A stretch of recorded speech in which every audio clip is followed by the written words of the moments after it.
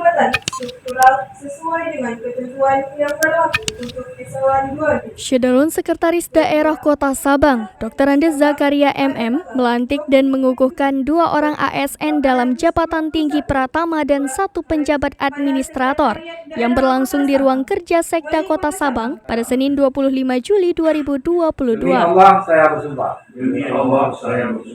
Bahwa saya akan setia dan taat kepada Undang-Undang Dasar Negara Republik Indonesia.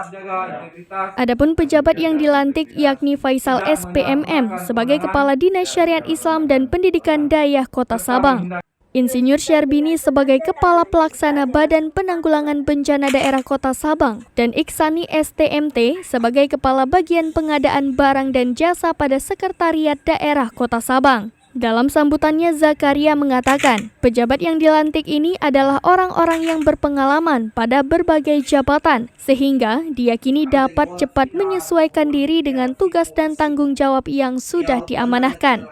Sekda Kota Sabang juga mengingatkan kepada pejabat yang baru dilantik agar lebih fokus dalam bekerja dan mampu menyelesaikan semua program-program pemerintah secara profesional yang sesuai dengan peraturan perundang-undangan. Tuhan Yang Maha Esa atas taufik dan hidayahnya. Dari Sabang, Aulia Prasetya, Serambi On TV. Tidak menyalahgunakan kewenangan.